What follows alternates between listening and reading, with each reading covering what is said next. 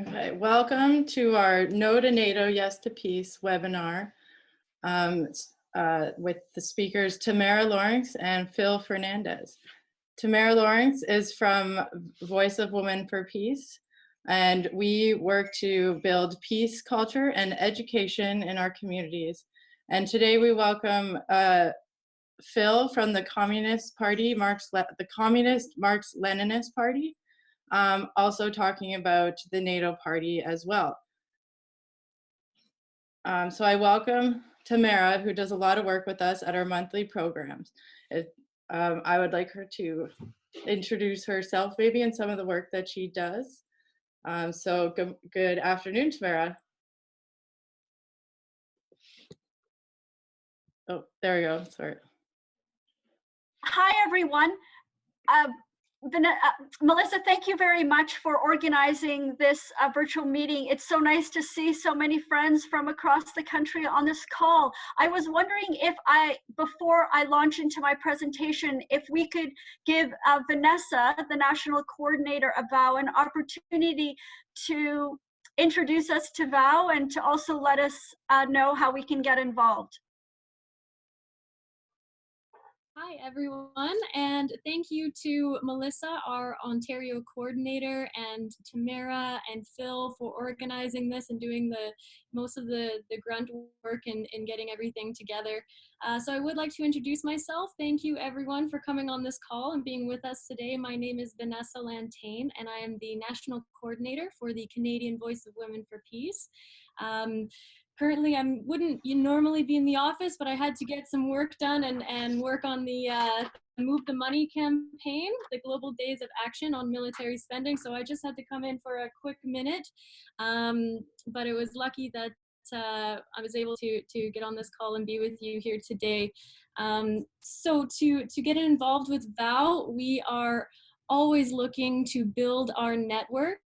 And so if you are interested or if you're not yet a member, please go onto our website at www.vowpeace.org and you can see some of our current campaigns. Our website is undergoing a bit of a facelift right now. We thought it would be a good time as lots of people have time to work on it right now, but please stay in touch and we'd love to hear more from you because we want to be more engaged and more in touch with our membership. So any questions, comments, concerns, please direct them to our email info@vowpeace.org and feel free to send us a message whenever you would like. So I'll let the webinar continue and please, you can even message me privately in the chat if you have any questions or would like to know more. Thank you so much.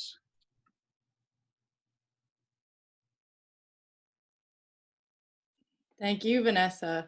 As well as for anyone in Ontario, I'll throw that in. I'm on the Ontario chapter coordinator. So if you're local in Ontario and want to get involved locally anywhere, please let me know, ontario@vowpeace.org. And then we'll hand it back over to Tamara. Thank you. Thank you, Vanessa. Hi again, everyone.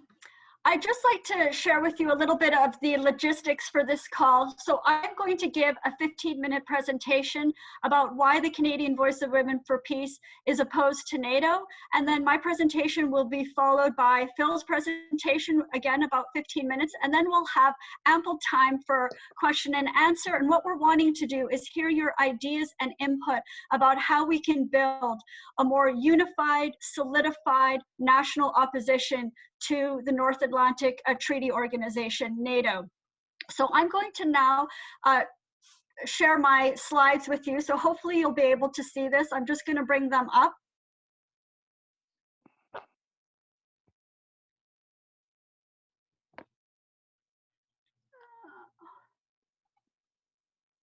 Can everybody see my presentation on their screen? No, not yet. Oh, let me just try this one more time. Share screen. There we go.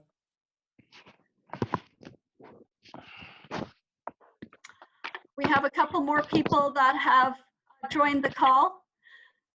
Can everybody see my presentation now on their screens? Yes. You're up. Wonderful, great. So I really appreciate all of you being here today. I also really appreciate.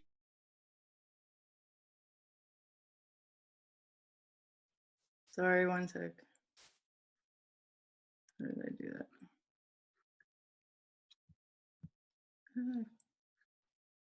Can you hear me now? Yeah, there we go. Thank you.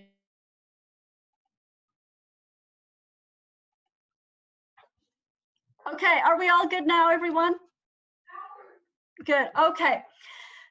So the Canadian Voice of Women for Peace has a clear and unequivocal position that we are opposed to NATO, we want Canada out of NATO, and we want the alliance to be abolished. And we acknowledge that there are other peace groups in this country that also have this position. So groups like the Canadian Peace Congress, Science for Peace, the Hamilton Coalition Against War, and other groups are opposed to NATO as we are. And we also really appreciate the support and solidarity from the CPC-ML. So what we're hoping to do is that we are going to begin a conversation today to try to solidify and strengthen a national resistance to NATO. This picture that you see on your screen is from the Canadian Voice of Women's annual general meeting that we had in November in Toronto, and you can see all of our banners against NATO, and you can see the one in the front that say, "Women say no to NATO, feminists against militarism." We believe that a feminist peace is anti-militarist at its core. So let me explain a few more reasons why VOW is opposed to NATO. We believe that it is not a defensive alliance, it's offensive and it's aggressive. NATO has been involved in many illegal interventions, for instance, in Yugoslavia in 1999, in Afghanistan from 2001, and of course, the NATO bombing of Libya in 2011. Canada led that bombing. NATO is militarizing the world and it's expanding globally. NATO relies on a dangerous nuclear deterrence and it has a first strike posture. It is because of Canada's membership in NATO that the government of Canada will not join the new UN treaty to oppose nuclear weapons.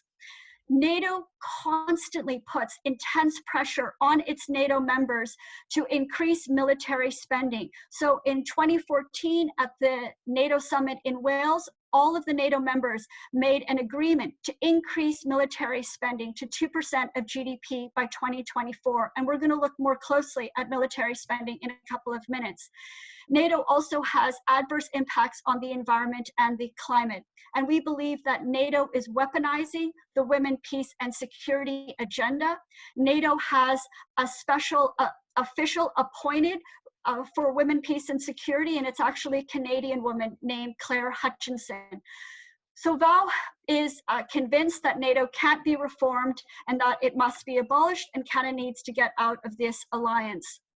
So just very briefly, a little bit of background about NATO. It was established in 1949 by about a dozen countries, the victors of the Second World War.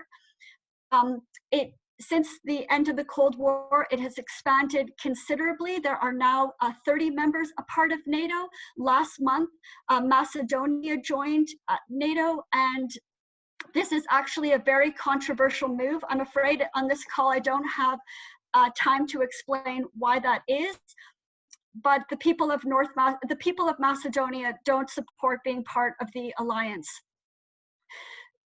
So NATO has not only 29 official members, it also has a global partner. So you can see on this slide, this is from the NATO website, that NATO has these partners around the world. And I just want you to look carefully at these countries. So Afghanistan, Australia, Colombia. Colombia joined as a global partner in 2018, the first country in Latin America, Iraq, Korea, and New Zealand, among others. NATO has made us ill prepared for this pandemic. Last fall, NATO was planning the largest war exercise since the end of the Cold War, called Defender 20. Last November and December, it started moving tens of thousands of soldiers and materiel to Europe. The United States, of course, dominates and dictates NATO, and this Defender 20 exercise brought the most US soldiers to the European continent as well. The United States brought a huge fleet of F-35s and B-52 bombers to NATO, to this NATO exercise. The objective of Defender 20 was for NATO to integrate all of the ports and the railways and the airports for this military exercise. The other objective was to work on cross-border combat preparation. It was to increase military readiness. It was very much a provocative military exercise against Russia. Now, the United States was bringing these soldiers and this personnel until January and February, but of course, because of this pandemic, it needed to scale down. But still, this exercise is taking place at a reduced scale. The peace groups in Europe have been very much mobilizing against Defender 20. So they organized peace protests, blockades, teach-ins all across Europe to denounce Defender 2020. And the Nobel Peace Laureate, Mairead Maguire, called for nonviolent civil disobedience across Europe to protest this huge war exercise. I want to highlight a little bit more about the protests that I've been involved against NATO. So in 2008, I helped organize the first protest against the NATO's Halifax International Security Forum that takes place every November in Halifax. I also helped organize the first protest against the 60th anniversary of NATO in Halifax in 2009. I organized protests against the NATO bombing of Libya in 2011. Last year, I was part of the No to NATO mobilization that brought together peace groups from across the United States and Canada to protest the big NATO summit that took place in April in Washington, D.C. and at the London summit in December. I'm also part of the No to War, No to NATO International Network, and they produced an excellent, in the previous slide that I showed you, they produced an excellent newspaper against Defender 20, and I would be happy to share the PDF of that newspaper, because what they showed was that newspaper was that Defender 20 was undermining the security of Europe by moving so much resources to this war exercise. Last January, I also launched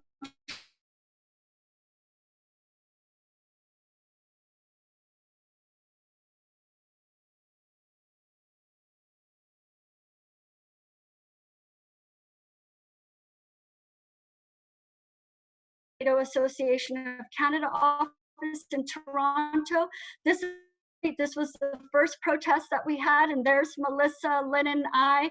It was very cold last January, and you can see our signs there. And just as I was taking this picture, the CEO and president of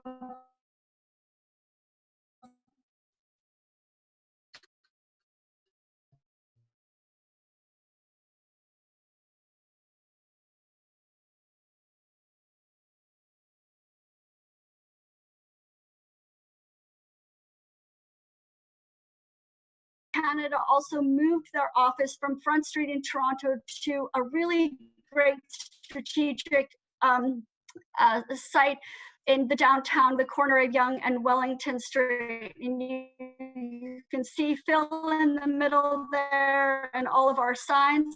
And this is in December to protest while NATO was meeting in London in December. And that was the last protest that we had last year.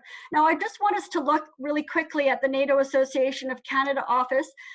The arrow is showing you the picture of Robert Baines, the CEO, and you can see the homepage there.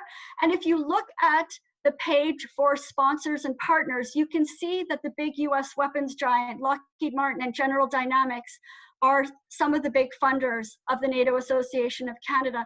And this is because NATO is really good for the weapons manufacturers. NATO provides a market for their weapons. And in fact, in the mid-1990s, it was Lockheed Martin that was heading up a committee to expand NATO in Europe. And they traveled throughout Eastern Europe, Lockheed Martin officials, and pushed the Eastern European countries to join NATO. So NATO is very good for the big US weapons manufacturers.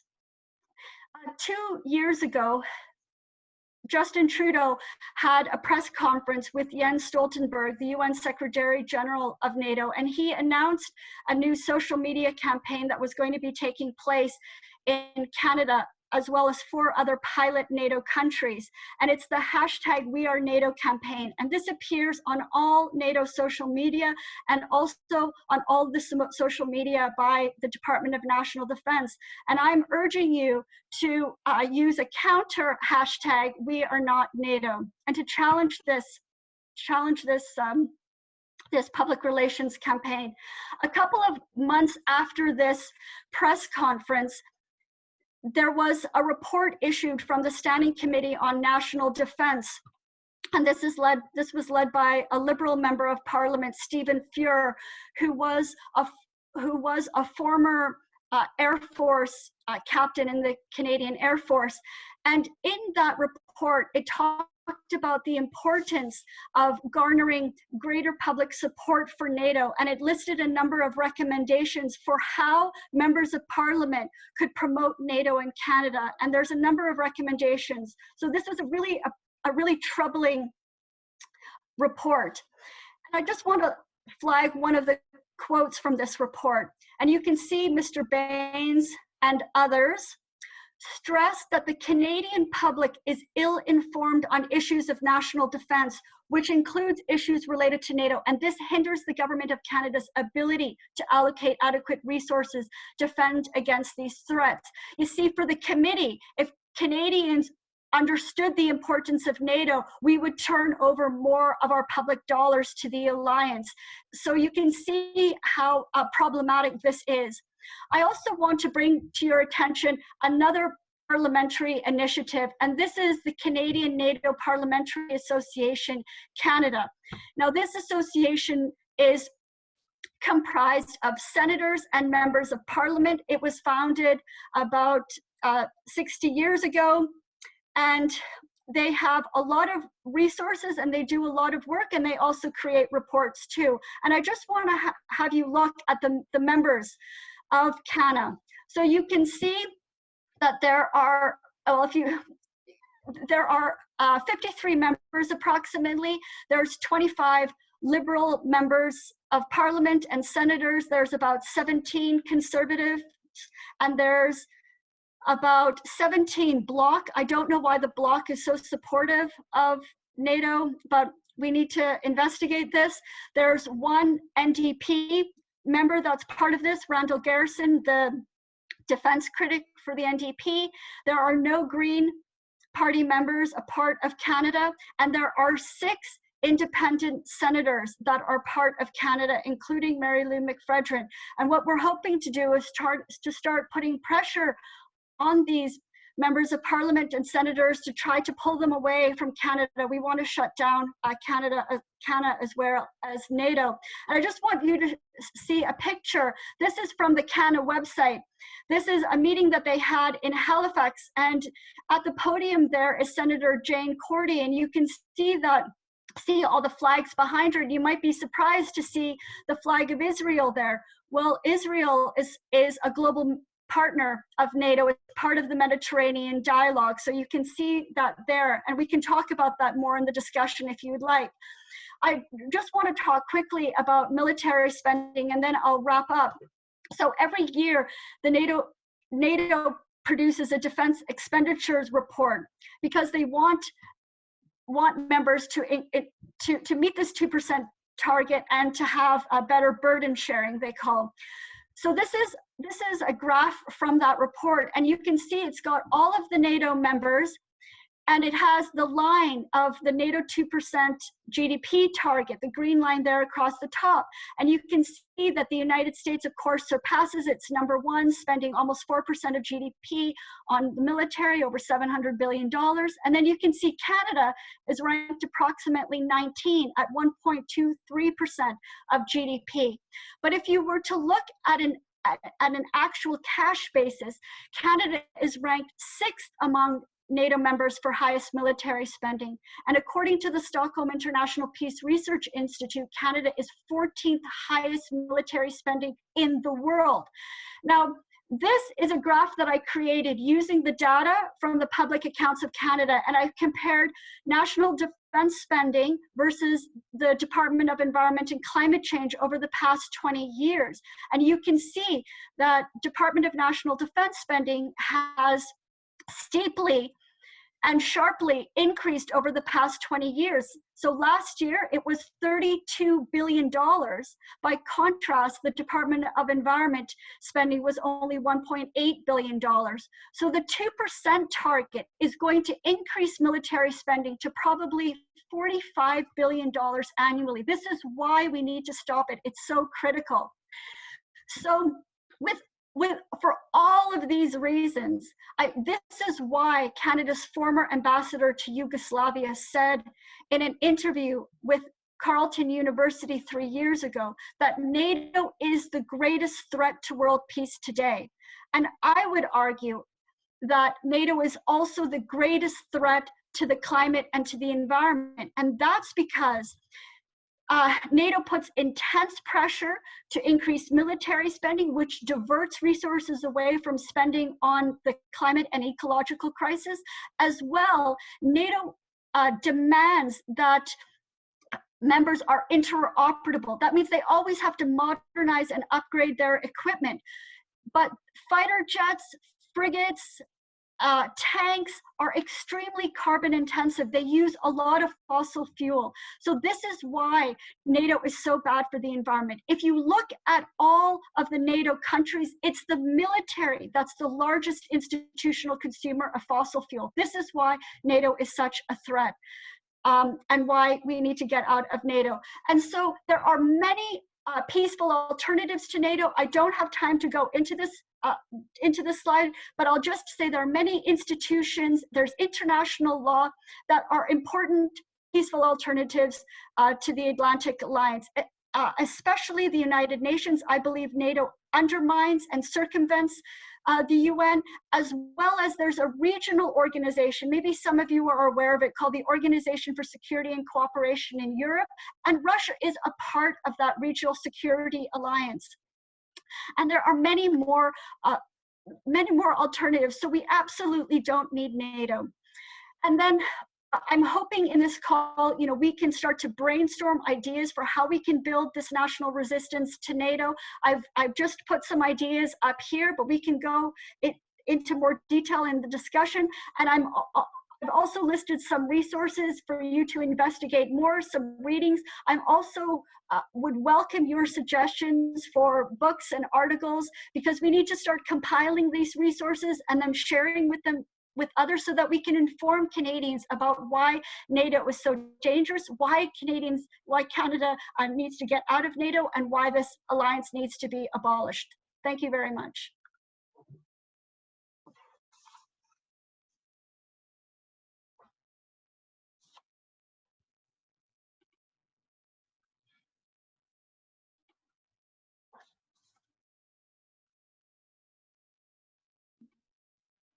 And now I welcome Phil from the Communist Marxist Leninist Party of Canada. Welcome, Phil. Thank you, Melissa. Good afternoon, everybody. A special shout out to my friend Eleanor, who is one of the participants. Eleanor and I met each other 42 years ago when I was in the Yukon. So I haven't seen her all these years, so I special shout out to her. So the Communist Party of Canada was very pleased and continues to be very pleased to participate in unity in action with last year with the Voice of Women for Peace when opposing NATO on its 70th anniversary, call for the dismantling of NATO and for Canada to get out of NATO. We also worked during the federal election. Tamara spoke at a joint forum that we organized in Toronto to discuss the need for Canada to have a foreign policy based on peace, on the principle of peace, on the principle of respect for all nations and peoples based on non-interference in each other's internal affairs, and so forth. We think that these ongoing discussions that we are having today and in the future is very important in trying to address some of the problems that the peace and the anti-war movement is facing in Canada and around the world. Every day we are bombarded with disinformation about various countries like Venezuela and the North Korea, DPRK, and so on. And the aim of this disinformation coming from NATO, the mass media, governments of the Anglo-American states, is to disorientate the peace movement that we are all a part of. How do we get Canada out of NATO, NORAD, and integration into US Homeland Security and integration into the US war machine? We've been calling for Canada to get out of NATO for a long time. Our party has been calling for it since it was founded 50 years ago this year. That we should get out of Canada should get out of all these aggressive military alliances and chart a policy based on peace. And we are blocked from this. It's not like all our collective action, all our desire, and demands that Canada get out of NATO. Canada gets out of these military alliances have been successful. I think what they do, these protests, which are very important, is that it creates public opinion and gets the Canadian People's Movement involved to hold the government to account. But in order to really be effective, our party has called for the last several years for us to organize an anti-war government in Canada and for Canada to be a zone for peace. In order for us in our party's opinion, in order for us to be able to really address the issue of war, militarism, and so forth, is for the Canadian people to have the mechanisms in the form of an anti-war government that could chart a different course for Canada.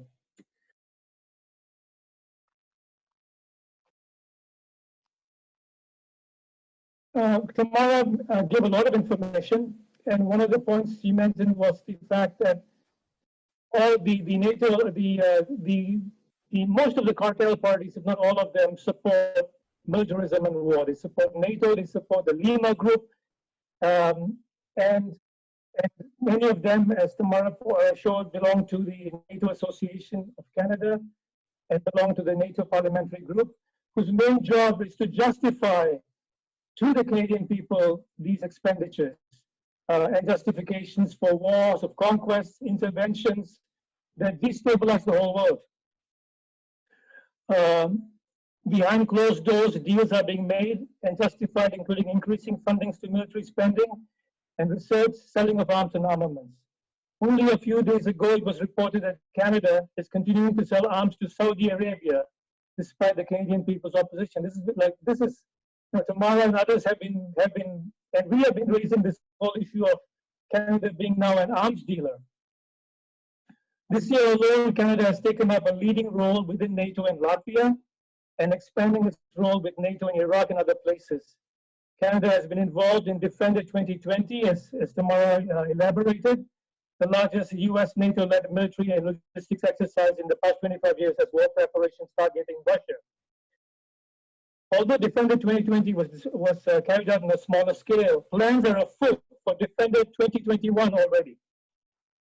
The leading role of Canada's so-called training missions within NATO is also being expanded in Iraq, where the US finds itself under pressure when the Iraqi parliament passed a resolution calling for the removal of all foreign troops following the cold-blooded killing of Iranian General Qasem Soleimani in Baghdad on the 3rd of this year. On April 3rd, 2020, the Canadian government emphasized that Operation Impact in Iraq is a so-called non-combat advisory and training mission designed to help build more effective and sustainable Iraqi defense. And so I wanted to make the point of how do we get out of NATO and NORAD and integration into homeland security. And I was pointing out that our protests have revealed that unless we, the Canadian people, have the political power and decision-making power in that, make the decision that turn the society in which we live and depend upon, it's impossible to pressure these forces who have not been listening to us to change their attack.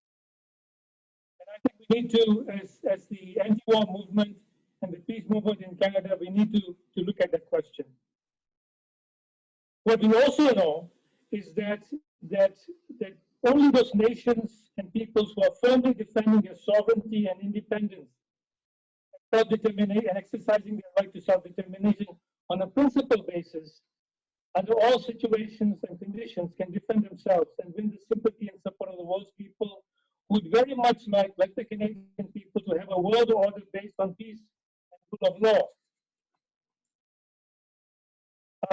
On April, I was going to say, on April 3rd, 2020, can you hear me now? On April 3rd, 2020, the Canadian government emphasized that Operation Impact in Iraq is a non-combat advisory and training mission designed to help build more effective and sustainable Iraqi defense and security institutions. And that, quote, the Canadian mission, the NATO mission in Iraq closely aligns with Canada's renewed focus on increasing stability and long-term resilience in Iraq, given the institutional capacity building mandate of the mission. Canada's contribution is also meaningful. It's a meaningful demonstration of Canada's commitment to NATO, quote, end of quote. This sort of disinformation fools nobody. Canada's own liberal democratic institutions, including Parliament, are in crisis. And so what are the institutional capacity building that they're talking about? All the institutions, including Parliament, are in need of renewal with the aim of serving the interests of the people of Canada and the world. Better? Is it better? Yeah, that part was clear, I found. Okay, it looks like, can you hear me clearly? Yeah. Anyone? Okay. Shamefully, Canada is increasing its regime change efforts in Venezuela. On April 2nd, the Canadian government, as part of the Lima Group, stated that Canada endorses the so-called Democratic Transition Framework for Venezuela, that the US Secretary of State Mike Pompeo floated on March 31st, 2020, as another illegal attempt to overthrow the constitutional government of President Nicolas Maduro. This framework, among other things, brazenly calls for Maduro to step down, along with the US puppet of the Venezuelan presidency, Juan Guaido, who Canada says is recognized countries, and this to be replaced by a 5-person Council of State, which will rule Venezuela through lifting of US illegal sanctions. The proposal calls on the new regime made to the liking of the US to negotiate with the World Bank, to the IMF and the Inter-American Development Bank to restore Venezuela's economy. The US is also calling for a Truth and Reconciliation Committee to be established to investigate, quote, crimes of violence committed since 1999, end of quote, when the Chavez government came to power. In other words, to completely disarm Venezuela and reinstitute the regime that was in there before the Chavez government came into power and enacted a pro-social program. At the same time, US battleships have been sent to Venezuela as part of a naval blockade under the bogus pretext of curbing the illegal drug trade that Maduro is allegedly involved in. Two members of Nato, France and Britain, have also sent their battleships to menace Venezuela. The amphibious assault ship Dixmude from France sailed for the region under the military operation called Resilience, under the pretext of the war on coronavirus. The British have sent the Argus as well to the region. And this was, and the proposal by the United States came 2 days before President Maduro's open letter to the peoples of the world, in which he denounced the alleged allegations against him and the crimes against the Venezuelan people, thanked the people of the world for their support and solidarity, which has enabled them to affirm their sovereignty and keep on fighting.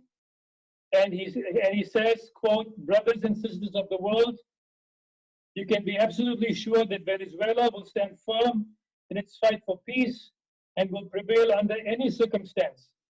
No imperialist aggression, however ferocious it may be, will divert us from the sovereign and independent path that we have forged for 200 years, nor will it distance us from the sacred obligation to preserve the life and health of our people in the face of the frightening global pandemic of COVID-19.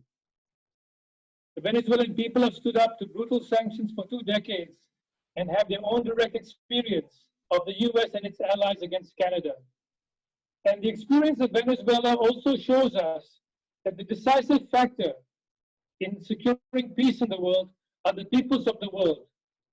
We cannot rely on the so-called decision makers as they stand right now to change course. It is us and our own initiatives and our own having discussions like this and our own joint actions to raise the issue of anti-war government that is needed in Canada that's going to prevail. We have an exciting year and many challenges ahead of us. Let us together take up the aim of establishing an anti-war government in Canada that has strengthened our unity in action and mobilized to get people who are committed to these aims elected to Parliament. We can only rely on ourselves and the Canadian people who are a peace-loving people. Such an aim will galvanize the Canadian people's energy and efforts to turn things around in Canada and contribute towards creating a peaceful world. Those are my comments. Thank you. Thank you, Phil. Tamara, do you have any comments before we start into questions? As I see there's a few comments on the side, if you want to talk about any of them.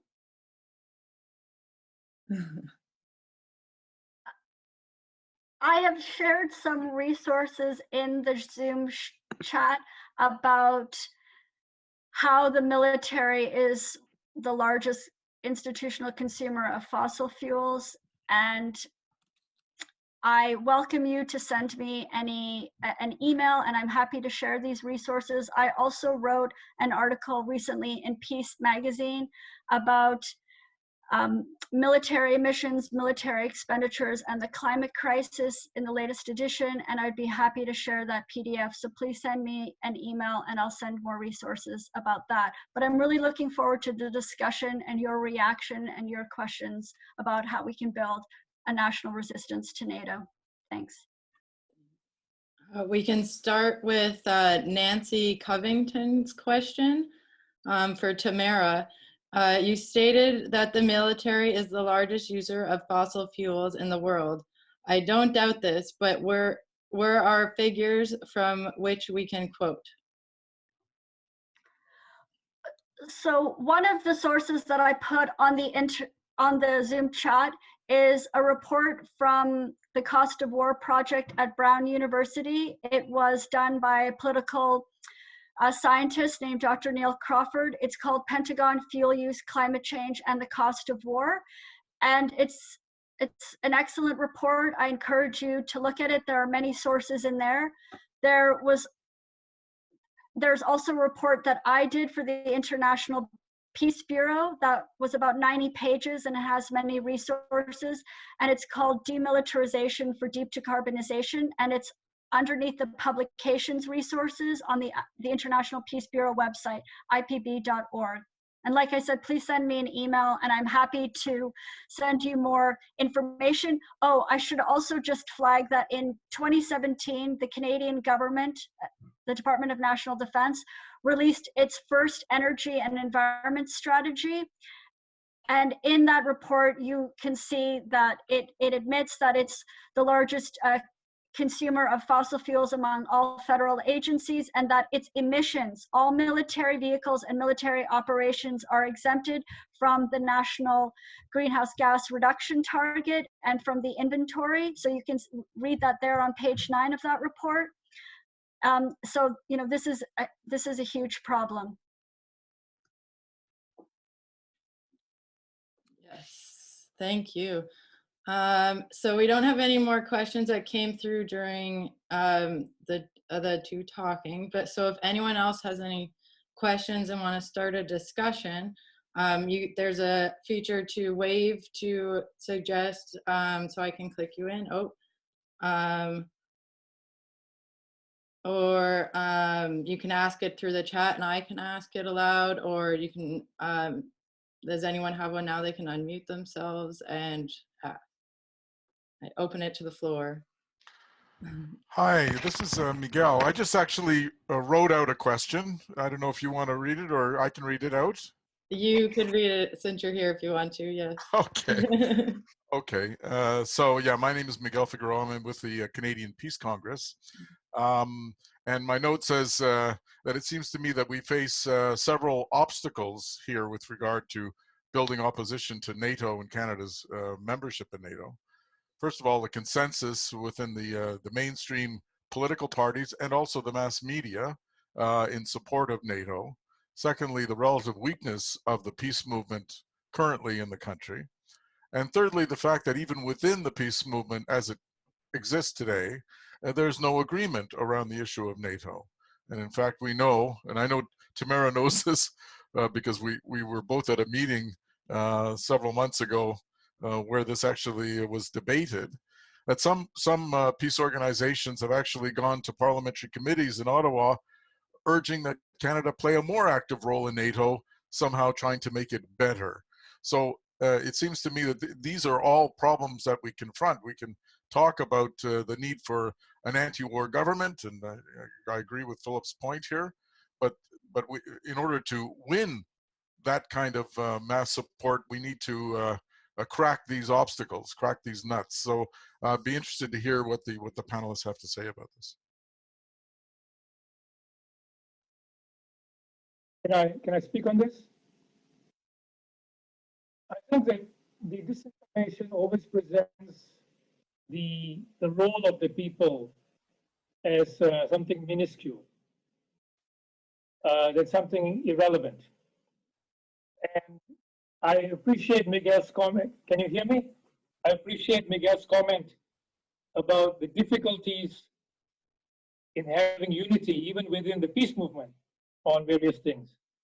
Our party thinks that what we can unite on are actions, meetings, and so on. Unity in action is the principle we are putting forward as the means of together raising our voices against militarism, against war, and building our own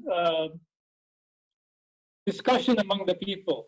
Like one of the things that was very evident to me when we had those pickets every month is that a lot of people stopped by, ordinary Canadian people, to show their support. The disinformation says that Canada goes through all these enters into all these alliances, without the consent of the people, and that is why two things to me. One was unity in action, that we need to continue to speak out as Tamara is doing and other people are doing here, and we need to have the discussions through fora such as this one. But I also think, for the long term, to be able to think about how to organize an anti-war government and move in a direction.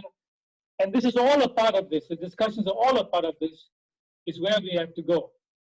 I think it's very difficult to have, as Miguel said, within the peace movement, people have different views. As he points out, some people have even gone to parliament and say and made the point that maybe NATO can be changed. So those are my thoughts.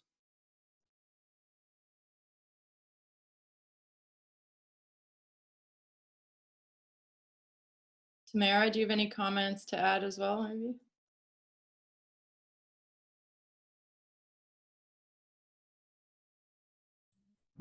I think that there are a lot of us who are really opposed to NATO, and we need to unify ourselves, and we need to be a stronger counter, because NATO is globalizing. NATO is getting much worse. NATO's Cold War record is horrendous, and the time is up. I personally want to work against the alliance, and it is undermining the important work that we're doing in Canada around peace and disarmament. The fact that NATO is putting so much pressure on us to increase military spending over this next decade, when you know that this is a critical decade to tackle the climate crisis and to try to achieve the UN security, the United Nations Sustainable Development Goals, it is just so highly irresponsible for us to support increasing military spending. If you look back at the peace history in Canada, you will see that for many decades, Canadian activists have been, talking about trying to get NATO to remove its first strike nuclear posture, for it to get, seriously deal with the nuclear non-proliferation treaty. It's never succeeded. I am convinced that there is no other option but to call for Canada out of NATO and NATO to be abolished. And we are not alone here in Canada. There are people around the world, across Europe, that feel the exact same way and that are working very, very hard. The International Peace Bureau, many of our peace organizations are part of that international network, is firmly opposed to NATO, and it's calling for its abolition as well. I just think in Canada we have an opportunity here to come together and to really push back, because you can see in my presentation when I talked about the We Are NATO campaign, the new report, Canada, the government and the NATO supporters are really trying to continue this pro-NATO narrative and position, and we really just need to challenge that. Hi, it's Ronnie. Can I say something? Hi, Ronnie. Yes, welcome.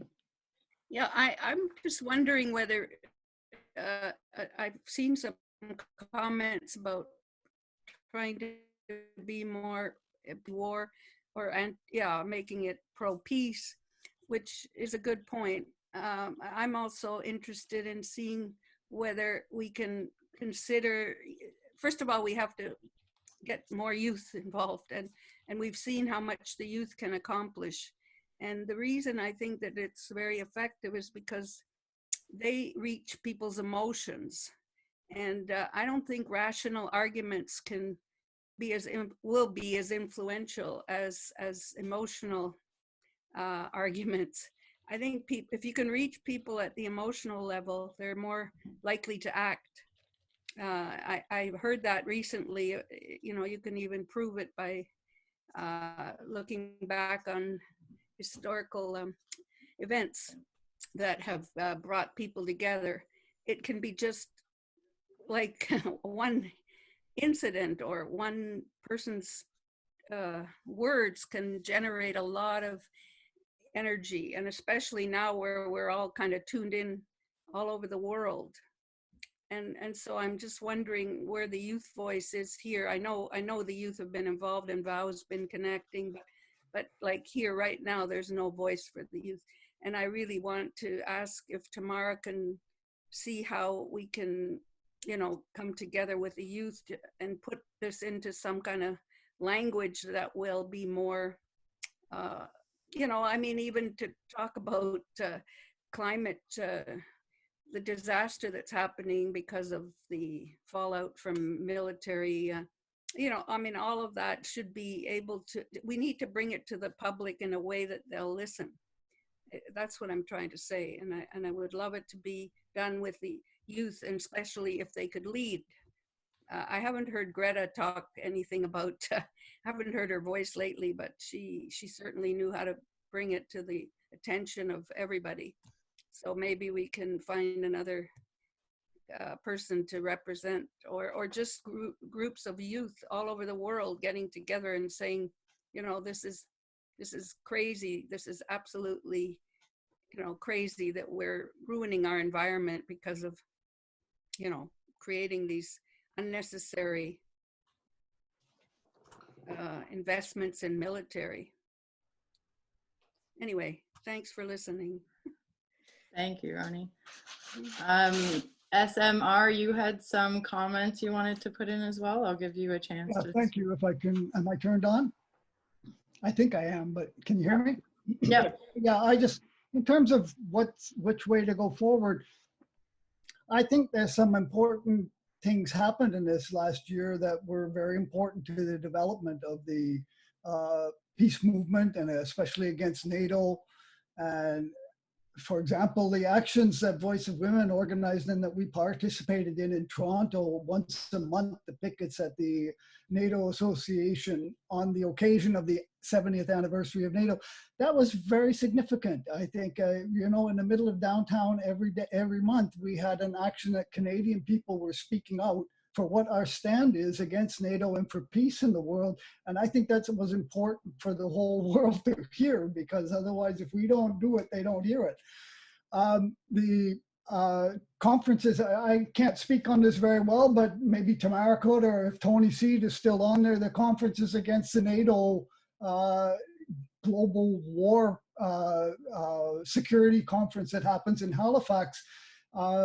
Having conferences on those occasions, mobilizing both on the spot, the protests, as well as to bring forward the through conferences and that kind of thing, as happened last year, I believe, to speak out about for peace and what this global security thing as an instrument of propaganda for war and organizing for the military industrialists and for expanding NATO. That was an important kind of development, and we need to look at those kind of things. Same, you could say, happened in Canada. Voice of Women was active when Canada was trying to organize a Pacific Rim perimeter countries, and they held a conference to isolate DPRK, North Korea. And Voice of Women for Peace played an important role, and I think we did as well, to speak out against that and tell the Canadian people what was going on. Likewise, during the election, I was a candidate in University Rosedale riding for our party, for the Marxist-Leninist Party, and there was no discussion taking place during that election on the issue of Canada's foreign policy at all.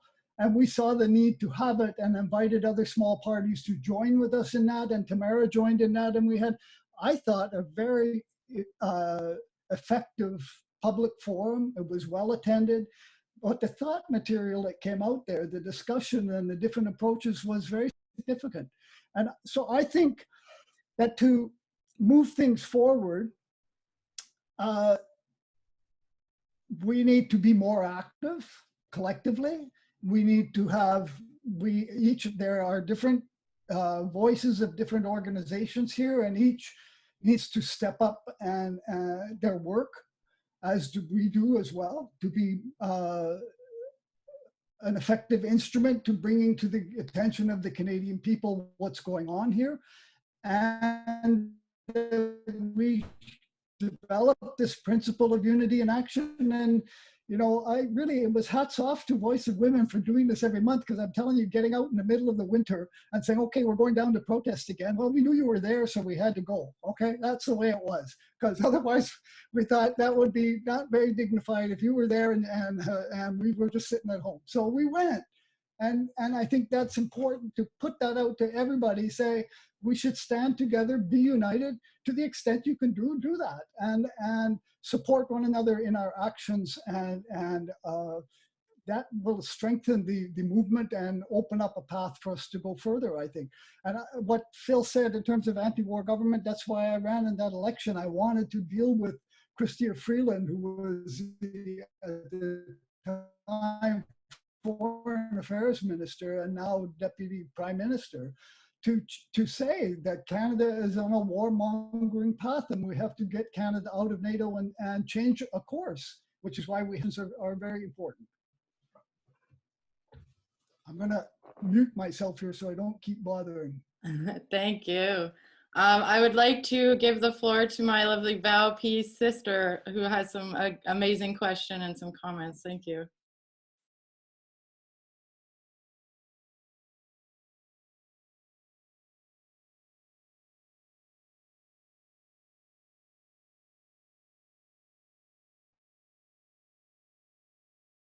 Oh, you froze first. Oh, my turn. According to the urgency of eliminating a militarized machine like NATO, according to a webinar today, there are only 6 harvests left in the soil if we continue to degrade our earth the way we are degrading it. So the question really is, what can we change quickly? Because our peace activism, as powerful as it is, and where it has worked, there's an urgency there. I agree with you. And in order to, in my opinion, what is it that we're fighting against? It's a patriarchal militarization. And without a feminist perspective, we aren't going to be able to move this agenda. Those voices have had their say. So I would like to hear from you how we can have those feminist voices at the table. There are 600 women's organizations in And the case that I'm making is that vow to increase military spending, and it uses so much fossil fuels, it is preventing us from dealing with the greatest human security challenges that we're facing, the poverty crisis and the climate crisis.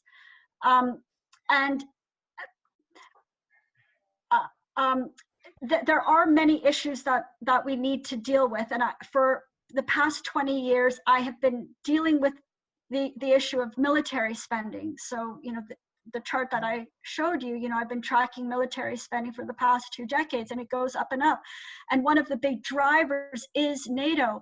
And I see the importance now of really of challenging NATO publicly, because as Philip explained, the dominant discourse is that NATO is providing us security. So you see this at our universities, you see this in the government and in the media, and I am trying to resist this. This is also why I wanted to start this monthly protest last year in Toronto. I wanted to take a really visible and vocal stand against NATO, and do what I can to try to build a movement against NATO, because I see it as a big block for all of this progress that we want to make on peace and disarmament. I think it's causing us so many problems, and I just want to kind of go to the root of the problem. And in my opinion, the big root of the problem is Canada's membership in NATO and the continued Tamara, existence of NATO. You're talking about building an organization, a movement. There's no time for a movement. There are just too many issues that are entangled in that. And that's what I was trying to say with a feminist perspective. We've got the nuclear issue. Yes, they're linked, but we're living beside the elephant, and it doesn't have to roll over to crush us. It just farts, The US is, they've got our hands in our pockets. And so I think building our movement is part of what I hear has some room for expansion. This isn't our movement anymore. And by fragmenting it, by having standing with our Wet'suwet'en brothers and sisters, and acknowledging our Fridays, we have to be with, not my comment. Thank you. Oh, I agree with you completely. Yeah. Yeah, I would just like to bring together activists that I know across the country to, to have a conversation about how we can, what we can do as a collective to try to raise awareness about the problem of NATO. But it's absolutely linked to the climate issue, to the challenges with our Indigenous peoples, etc. I just, can I cut in here, or is there someone else ahead of me? May I join in the conversation now? I don't want to jump the line, so. No, you can comment if it's a, yep. One thing I wanted to bring up as well, because the question is, where's the young people? I think last year, Tamara, I believe you spoke at some of these environmentalist meetings, and specifically on the question of NATO and what NATO's role in terms of damaging the environment is, and why that was important for Canada to get out of it. And I mean, this whole environmental movement, I think, in Canada today is its main force and driving force is the young people. And just as we've seen with Wet'suwet'en, it's especially, well, it's not just in Toronto, but in the main cities across Canada, these youth, many of them who are the environmentalists who are out there taking action in defense of the Wet'suwet'en, opposing the police interventions and the arrest and detention of activists, people who are defending their own land in Wet'suwet'en. So in Toronto, for example, they were the ones occupying buildings. They were the ones who were standing up on the rail lines and putting their bodies on the line to show their support. So I raise that example because of their activism for the Indigenous people. I was very excited by the response and by by taking the issue of NATO's role in terms of destruction of the environment and why Canada should get out, that these young environmentalists, activists who hadn't really looked at the question that way before had a whole new perspective on it. So hats off to you, Tamara, for your work on that.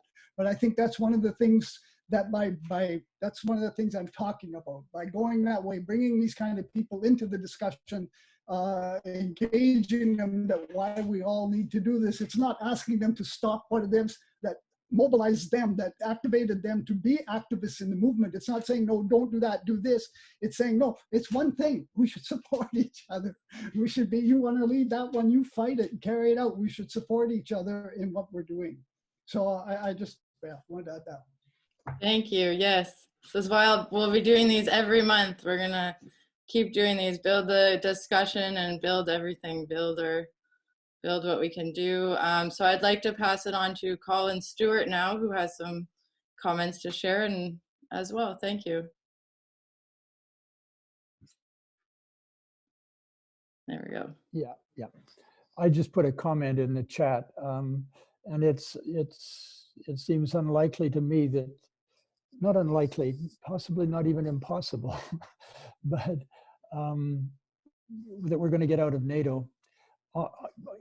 Canada is going to get out politically on its own. We're so tied to the United States that it seems to me that that's almost a call to be working with the same people, like-minded people in the United States around this. In some respects, I think the border is artificial from a anti-colonial point of view, but it's also a reality.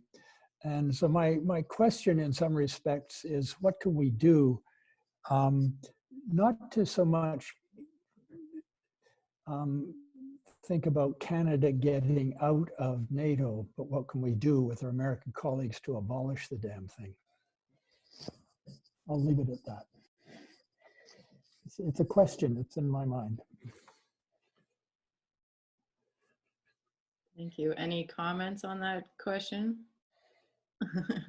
Well, I'll just say that Miguel and I were part, and maybe others on this call, were part of the No to NATO 2019 mobilization. So we were working with many American allies in trying to protest NATO and raise awareness about the problems of NATO, and they all support the mission of NATO. Absolutely. I also want to mention that, as you all know very well, the peace movement has very limited resources and capacity. So, you know, we can't do as much as we like around raising public awareness, for instance, of these issues, particularly on NATO. By contrast, the NATO Association of Canada office that we were protesting, you know, they have a lot of resources. They run a student internship program. They have dozens of students that they are able to hire to do work for them every year. They are able to go out to the university. There's a special NATO program at Simon Fraser University. The Department of National Defense in Canada has an ideas program that does military research at Canadian universities. You know, we are not educating for peace and disarmament in this country. We are educating for support of the military and support of NATO. So, you know, we are certainly limited in what we can do, but every time I have spoken at a university class, and in the last year I've spoken to 6, the young people in the audience will say to me, I've never heard of what you said before. I had no idea about any of this. So, you know, I just want to share that, share that with you, that we do have limited resources, and we are up against, you know, very well-funded, well-organized, pro-military, pro-NATO forces. And, you know, so we're doing what we can. I found it really cathartic and transformative and wonderful. I looked forward every month to protest NATO on the streets of Toronto. I was never sure who was going to show up. It was always a mix of people, and there was always new faces too. It was wonderful. And so many people that drove by and walked by expressed their support. So we're doing the right thing. We've also gone to protest any type of NATO event they've had. So they had a big gala with Paul Martin and Hugh Segal and Peter MacKay last November, and you know, we protested that.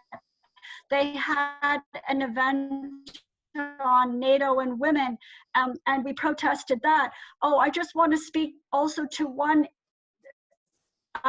point that was in the chat about feminism. As you all know, I'm sure there's a spectrum of feminism. Women in the military, you know, we just need to have more women in the military, and that will make things better, kind of thing. And then there is the other end, that's anti-militarist feminists, and that's like Weale, the Canadian Voice of Women for Peace, and WILP, that are opposed to militarism, and we see it as a patriarchal institution of coercion, force, and violence that undermines and, you know, violates women's security. So I just wanted to address that quickly. But I'm really interested in hearing from all of you. So please don't be shy to. Can I add to that? I just, in the discussion we are having, one thing that comes out to me is that people may feel overwhelmed by the fact that all these warmongers, all these militarists seem to have the upper hand. When the government of the United States can so brazenly say to the Venezuelan people, this is the way your government is going to be, this is who we want in there, this is what you have to do, with no recognition of the fighting traditions or the 200 years of liberty that the Venezuelan people stand for.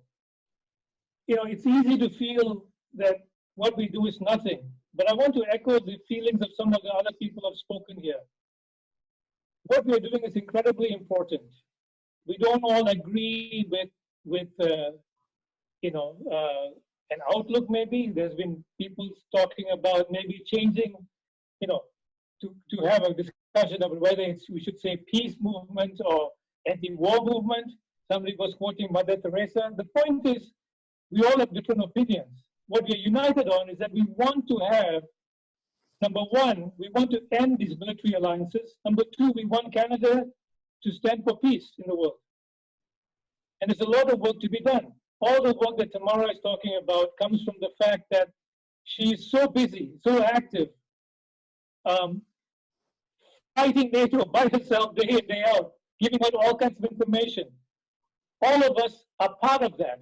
And I think that we need to step up that work, be united in action, and raise the, NATO is very concerned, like I think that the report that Tamara was talking about in 2018, the Parliamentary Committee, they're very concerned, they're concerned about how to push the idea of NATO among the Canadian people. If Canadians, two things, if Canadians actually had representation in government, where their will can be expressed, then then to me it seems logical that Canada would stand for peaceful relations between nations and people. That's one issue.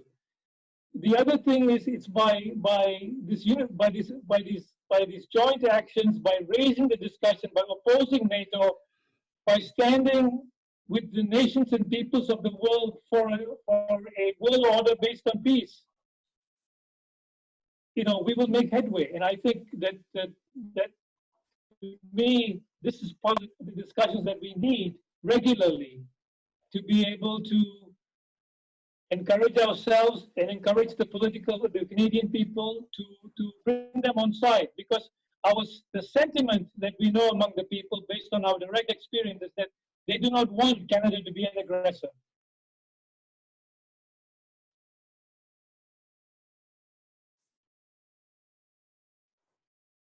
I see that Alan and Sandy are on the call from Halifax, and I wonder if they would like to speak a little bit about protesting the Halifax International Security Forum every November.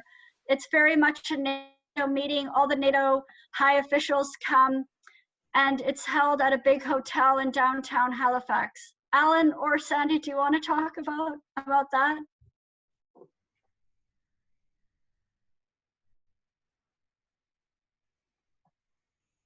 Tony, do you want to say something about that? Tony's seat is here as well. Alan, yeah, just unmute yourself. How are you doing? Tell us about the Halifax International Security Forum.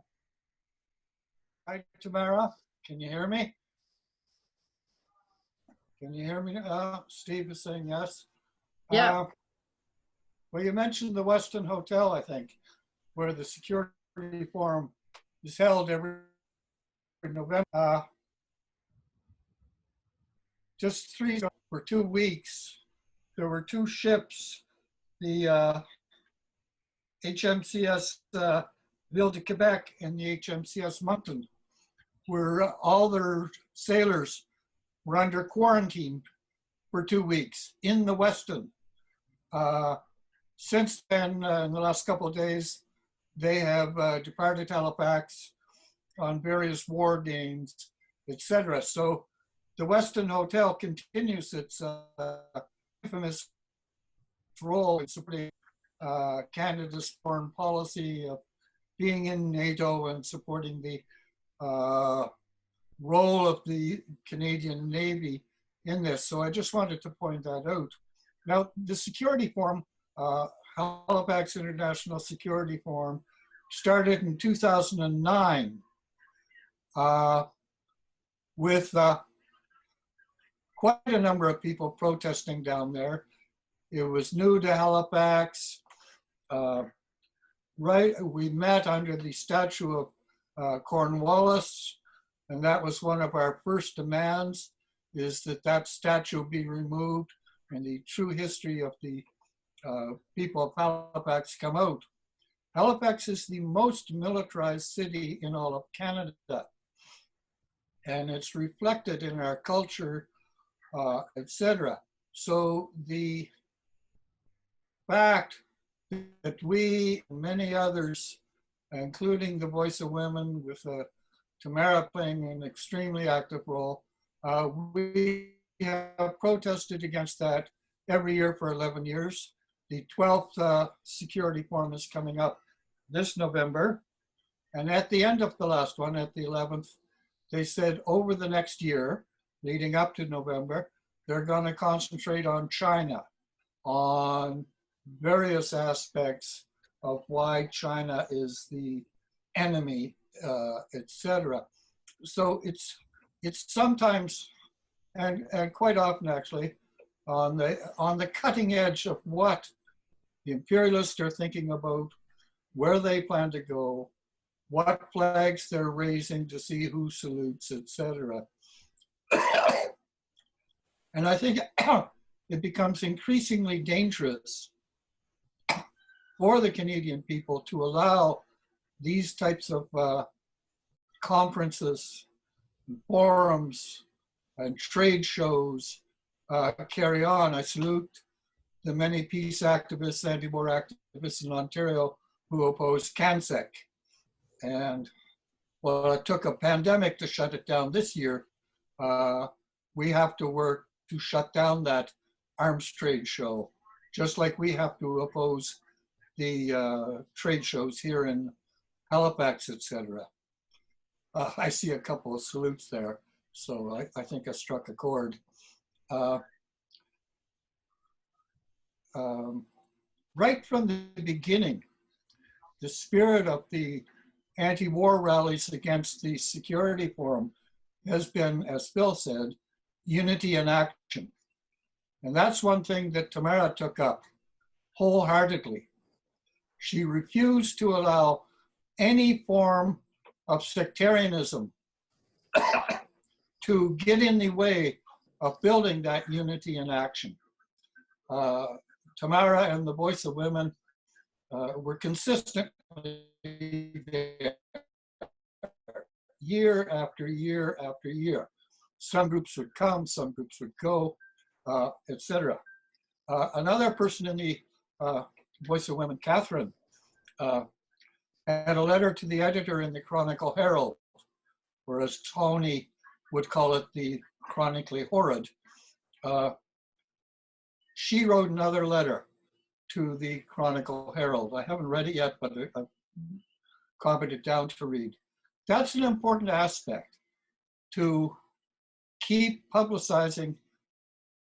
Lenin used to say that the bourgeoisie would sell you the rope with which you could hang them.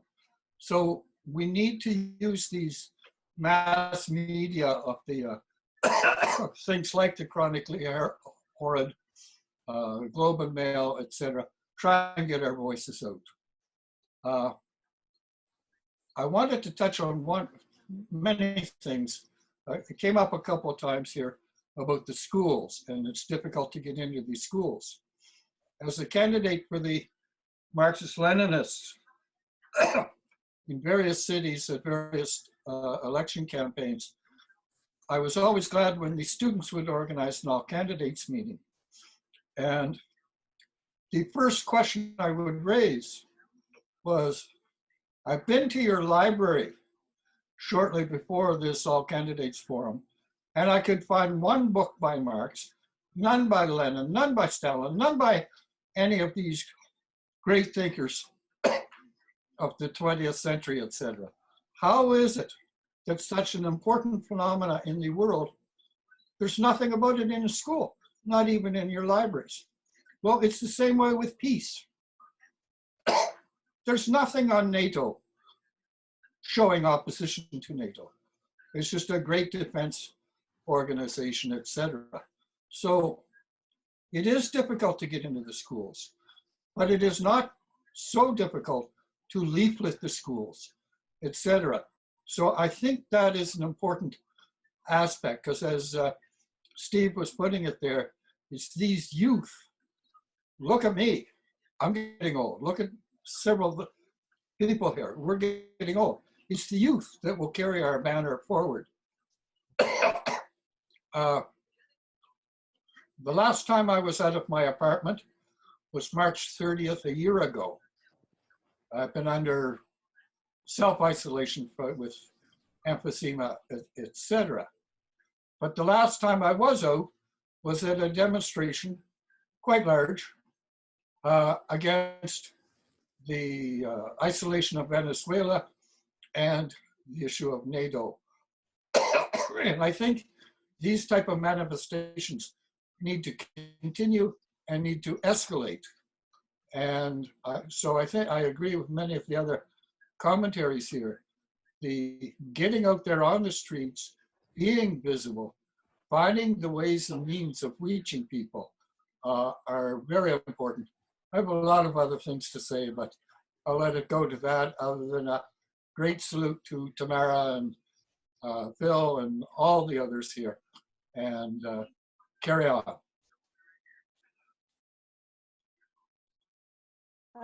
Can I say something?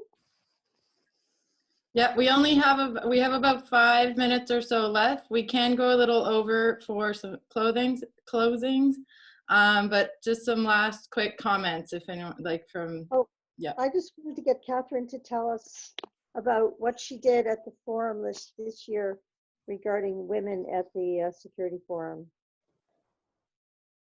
Catherine, can you tell us about that?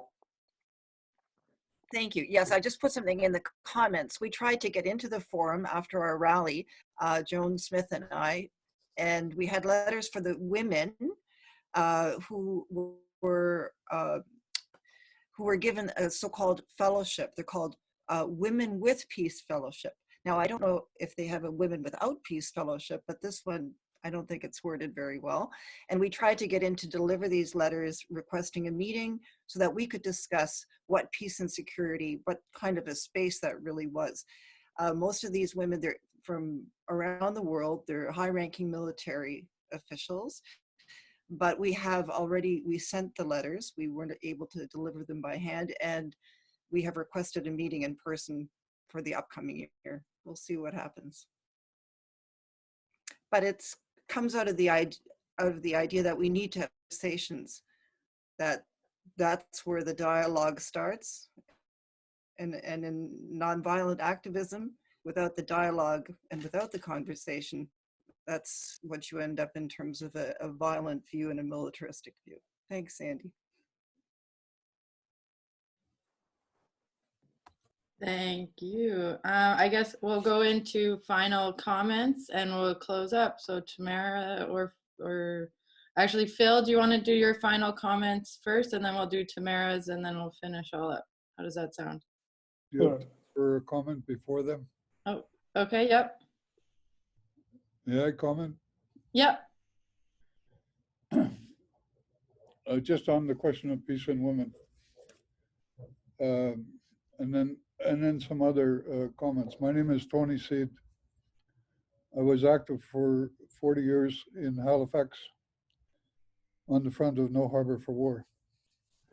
The peace and security line amongst women is part of the Trudeau military and foreign policy, to the extent that the new Canadian ambassador to Ukraine, who herself is of Ukrainian Canadian origin, reactionary origin, was a high-ranking D&D official in charge of this program. Recently, Canada had announced an extra $2 million to Ukraine in military spending.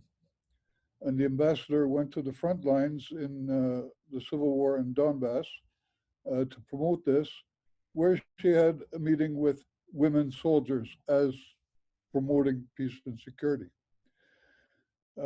Secondly, 2 Canadian warships have just returned from West Africa. The ambassador in Ghana is also part of this program. And when the Canadian warship visited Ghana, ceremonies and meetings were held on board with women from the West African military. The deployment there is a NATO deployment. My main comment is, first of all, congratulations to both organizations for initiating this webinar. At the highest number, I have seen 38 people are participating. This is probably 2 or 3 times more than the pickets that were being held in Toronto. So we can say we have the largest rally in the last year, right? And it's online. This is a message to us of the necessity, one, for political and ideological and educational work, no matter what our numbers are. Tamara had a very good comment, isolated, from the D&D report, the significance of, to the government, of propagating the NATO line amongst the Canadian population. In other words, the government sees that there is a problem on the front of the consciousness and social conscience of the Canadian people. The same line was given in the Manley Report during the opposition to the war in Afghanistan. So this shows to us that we also have to systematize, professionalize our work on the question of political and ideological questions to combat disinformation. So for this, I encourage you guys to look at organizing these seminars or forums once we so-called get out of this, prepared to inform people as to not only the significance of NATO, but in terms of particular questions. One of the confusions about NATO is that it's a European organization. It's something over there across the Atlantic. The Innu in Canada have been fighting NATO firsthand for 40 years in Labrador. Hundreds and hundreds of Innu have been arrested opposing the NATO low-level training base, which has been established in Labrador by the Canadian forces. In other words, the fight against NATO is not in Europe. The fight against NATO has actually been taking place in Canada. Secondly, it's been taking place in the Canadian ports, most especially in Halifax for 40 years, beginning with the slogan, "No US warships in the harbor," which has become now the slogan, "No harbor for war," as well as in Montreal, Quebec, Quebec City, Toronto, and Vancouver, where over the years, picket after picket has been organized to oppose either the visits of Canadian ships or Canadian warships. So the fight is here. Tamara has given the example of the Defender Europe exercises. To me, the significance of those exercises, as she pointed out, is that they're a huge exercise in logistics and transportation and how to centralize that. But these exercises began not in Europe, but from North America. That is how to send troops and war material by air and by sea from North America. This particular exercise only concentrated on the United States, but it also raises the question of Halifax. Association of Canada do not only include Lockheed Martin, but also Ports Toronto and CN Rail. So now we have the question of the railways within Canada, which can be potentially used to transport war material from Canada as well as from the United States, because CN Rail actually goes as far as New Orleans to Europe. So just as a kind of perspective, when the opposition to the Wet'suwet'en broke out, within a few days, we saw the rail lines being closed. And I saw it there, well, what happens if this also takes place when there's a crisis in Europe and all of a sudden they're activating trains to send war material from central Canada or from the United States through. It's quite possible, and it's quite possible that people will be able to shut those down, okay? So we have, to my mind, two aspects. One is the necessary political and ideological work to be done, and second, the question of organizing, which has been raised by a number of speakers from different perspectives, based on the principle of unity action. Finally, as a representative of Halifax, although I'm now living in Toronto, it was very important to us that in 2018, a demonstration was held at Freeland's office in Toronto on the occasion of the Halifax International Security Forum.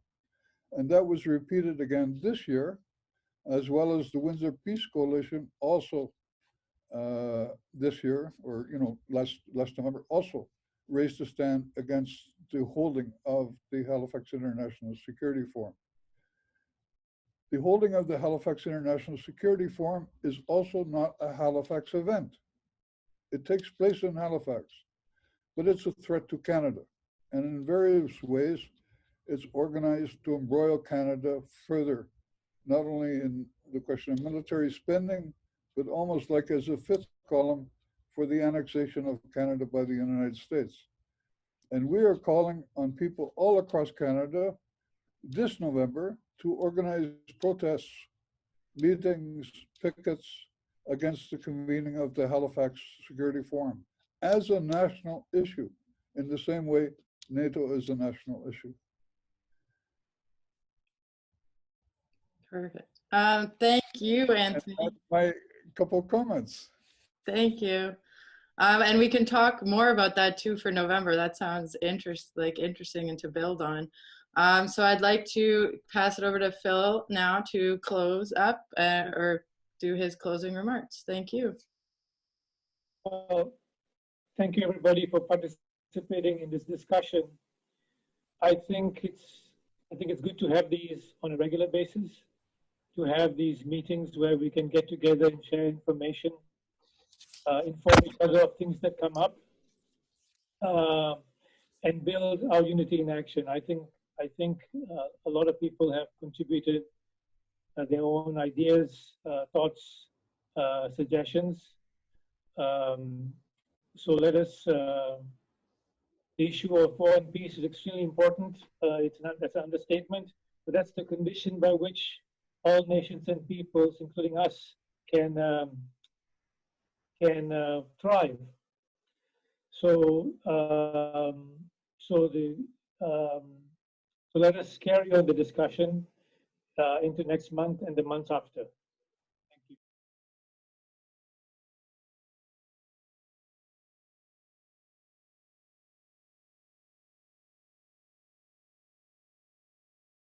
Hello, everyone. I'm just going to say something really quickly to wrap up. I hope that this call has given you some information and some confidence to challenge NATO. If there's any NATO events in a place near you, please go and ask a critical question or protest it. The Canadian Voice of Women for Peace has designs for a No to NATO banner and placards. So if you would like those designs, we would be happy to share them with you, because we would love it if these banners got printed out and held across the country. Anytime there's an event, we should be using these banners. I also wanted to let you know that on Sunday, May 31st from 2 to 4 o'clock, we are going to be having a meeting on revitalizing the Canadian peace movement. And there's a survey out. If you would like more information about this, please send me an email, because we absolutely have to build to help rebuild the Canadian peace movement so that we could be more of a force. And then I also wanted to ask you to mark your calendars now for June 1st to June 6th for the big World Beyond War conference that's going to be taking place in Ottawa. It's time to protest CANSEC, the largest weapons show in North America, and then it's going to be followed by a fantastic peace conference. And this World Beyond War conference is being co-hosted by Canadian peace groups and local Ottawa peace groups. So we hope that you can come to our May 31st meeting, a virtual meeting, but you can also come out in person to our fantastic conference that we're planning next year for Ottawa. So let's continue the conversation next month. If you have ideas for speakers, or if you would like to have time to speak next month, please let us know and we'll be sure to put it on the agenda. As we said at the beginning, this is just an opportunity to start the conversation and to build a movement against NATO in Canada. So thanks so much for participating, and thanks very much to Melissa for doing the logistics today. Thank you as well. Thank you as well, and we'll be back. Yeah, it's the third Tuesday next month as well, same time, 3:30. So stay tuned for that one, and I hope to see you all again next month. Thank you. Have a good day. Everyone, stay well. Bye. See you next month.